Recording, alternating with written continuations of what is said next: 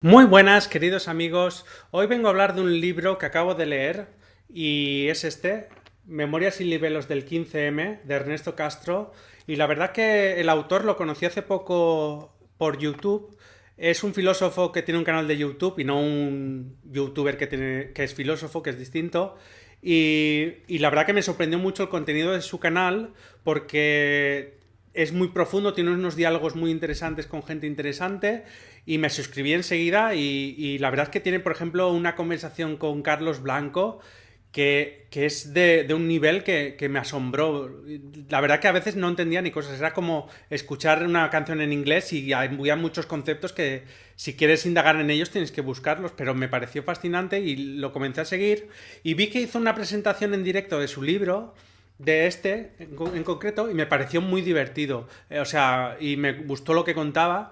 Entonces lo compré el libro y la verdad que me parece un retrato generacional muy interesante del 15M y lo hace a través de sus vivencias personales porque dice que el 15M son la acumulación de todas las vivencias de todas las personas que lo vivieron.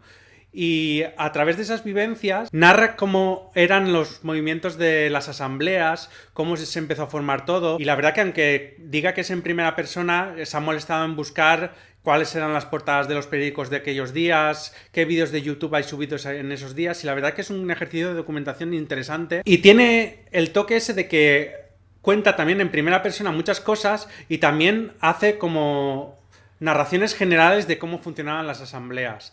Y en términos audiovisuales sería como si hiciese primerísimos planos detalle de cosas muy personales y también planos generales de cómo funcionaba la acampada. En este caso la de Madrid, que es donde él estaba. No voy a calificar el libro como un episodio nacional, como suelen decir cada vez que se escribe un libro sobre la historia de España, se dice que es un episodio nacional, pero sí un libro generacional que yo creo que es importante para entender cuál es la historia del 15M y cómo funcionó y cuáles fueron sus fortalezas y defectos. Y, por ejemplo, critica mucho a Gesell y a San Pedro, critica al heredero del 15M que se erigió como Podemos y dice que absolutamente no es Podemos porque Podemos se ha convertido en un movimiento jerárquico y el 15M era asambleario y horizontal, el 15M no tenía representantes y en las elecciones europeas de Podemos se presentaron con la cara de Pablo Iglesias en la papeleta y es muy crítico con eso. También con los nonagenarios que hablaban en imperativo a los jóvenes, que les decían indignaos, levantaos. No necesitábamos que nadie nos dijera lo que debíamos hacer porque motivos no faltaban para la indignación que se dice.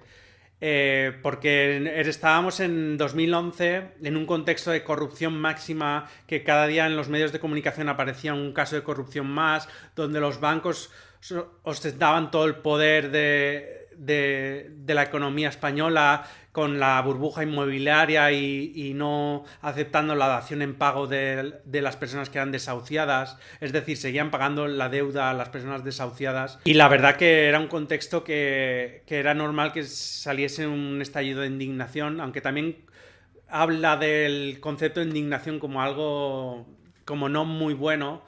La verdad que recomiendo el libro, no voy a extenderme mucho. Y también él dice que la historia del 15M es la historia de todas las personas. Y yo quiero aportar mi granito de arena diciendo que nosotros en nuestra clase se hizo una asociación que era Movimiento Visual e hicimos hicieron un vídeo a San Pedro, yo participé poco en sus reuniones, en un par apenas, pero ellos hicieron un vídeo a San Pedro que se difundió esos días a través de las redes sociales, se viralizó, salió en La Sexta, en la portada del País, y fue un vídeo referencial para el movimiento, y aunque no lo pinta muy bien a San Pedro en el libro, creo que el vídeo marcó un poco el camino de que siguieron los indignados, que, que no le gusta mucho ese concepto. Y la verdad es que hago este vídeo porque iba a poner una crítica en Amazon, pero como no compré el libro por Amazon porque no quiero hacer más rico a Jeff Bezos, lo compré en mi librería de confianza, que costaba 1 euro más. Y la verdad es que solo hago este vídeo para recomendar el libro. Si os interesa lo que fue el movimiento del 15M, si lo vivisteis, os traerá buenos recuerdos. Y la verdad que cuenta algunas anécdotas como, por ejemplo, cómo funcionaban las asambleas, que a veces había momentos esperpénticos, como que se propuso que se votara por una educación laica, pública y de calidad. Y salió una persona diciendo que no necesariamente tenía que ser pública porque los padres también tenían influencia en la educación de sus hijos. Entonces se propuso votar por una educación laica y de calidad. Entonces salió otra persona diciendo que la educación laica no era necesariamente importante porque la historia de las religiones explicaba toda nuestra historia.